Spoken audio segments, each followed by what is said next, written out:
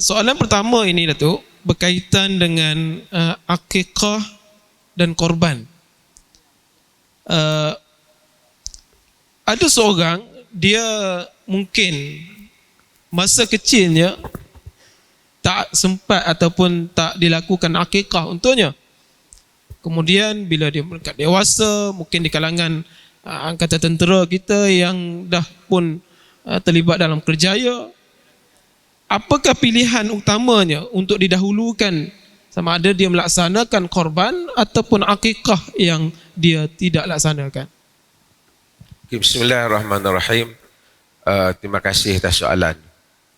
Sebenarnya asalnya saya minta kalau boleh dia bertanya terus, tapi takut jadi lambat. Jadi Ustaz Khidir kata dia kumpul dulu soalan, kemudian dia tanya. Pertama tentang akikah dan korban ni. Korban ni kita pun selalu juga buat korban di sini. Tahun bila kita ada bagi berapa ekor supaya buat korban di sini.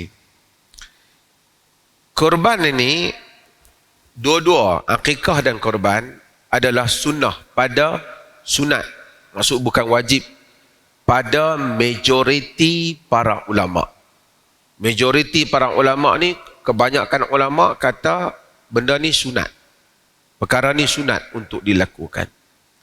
Cumanya korban ni ataupun udhiyah ini, korban ini dari segi pemberat tu nampak dia macam sikit lebih berat daripada akikah. Kerana apa? Kerana ada hadis-hadis Nabi SAW yang macam agak tegas sedikit tentang korban ni. Antaranya ialah hadis yang diriwayatkan oleh Ibnu Majah, di mana Nabi SAW kata, man kana lahu si'ah wa lam yudahhi fala yaqrabanna musallana. Sesiapa yang ada keluasan, duit ada, tapi dia tak melakukan korban, dia jangan menghampiri musalla kami. Maksudnya dia patut korban lah. Sehingga menyebabkan di dalam mazhab Hanafi dia mewajibkan untuk korban ini. Tapi jumhur para ulama, bila saya sebut jumhur ni majoriti para ulama, termasuk mazhab Syafi'i, Hanbali, Malik, dia menyatakan sunnah korban ni. Kerana ada hadis Nabi SAW di mana Nabi SAW menyebut, termasuk hadis yang diriwayatkan oleh Bukhari dan selainnya, iaitu Nabi kata, idza dakhalatil ashru wa arada ahadukum an yudahhi fala yamassa sya'ruhu wala basharah, fala yamassa min sya'rihi wala basharihi. Kata Nabi SAW, apabila masuknya 10 Zulhijjah dan seseorang kamu nak melakukan korban, wa arada ahadukum an yudahhi, seorang kamu nak melakukan korban, maksudnya ada orang yang nak, ada orang yang tak nak. Dan kalau wajib, mesti Nabi kata mesti kamu melakukan korban, kan? Jangan dia memegang jangan dia potong rambutnya ataupun kukunya, yang selalu yang kita tahu bab itu. Itu pun satu perbahasan panjang dalam bab itu. Cuma maksudnya ini korban. Satu lagi akikah tadi.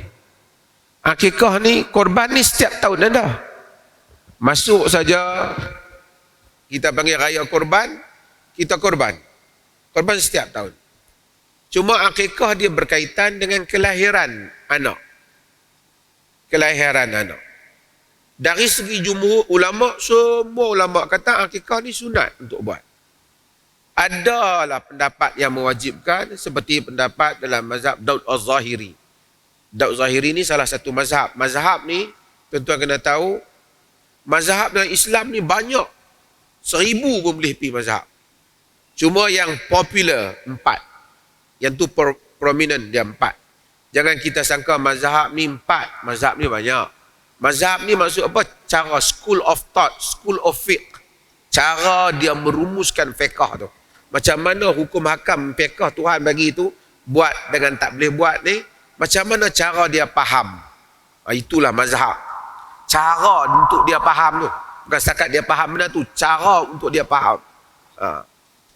Untuk nak mudah bagi faham orang awam ni. Okey. Mazhab kebanyakan kata sunat saja. Jadi bila kita tahu dua ni, baru boleh kita tahu yang mana satu nak buat. Biasanya tak bertembung lah pasal yang ni berkaitan dengan kelahiran anak. Yang ni berkaitan dengan raya korban. Tiap-tiap tahun ada. Yang ni untuk satu orang sekali lah.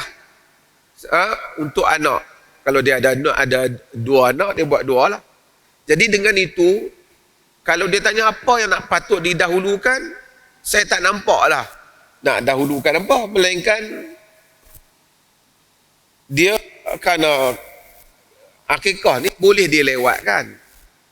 Korban ini dia ada hari-hari yang tertentu. Kalau dalam hari berkenaan, hari-hari korban, dia dahulukan korban dululah.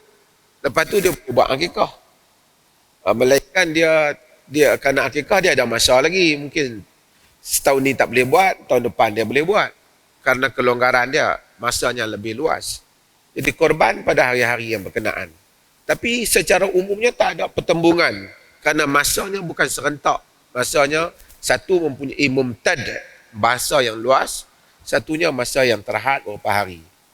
Yang seperti yang disyariatkan, iaitu pada hari raya korban dan hari-hari tasyrik.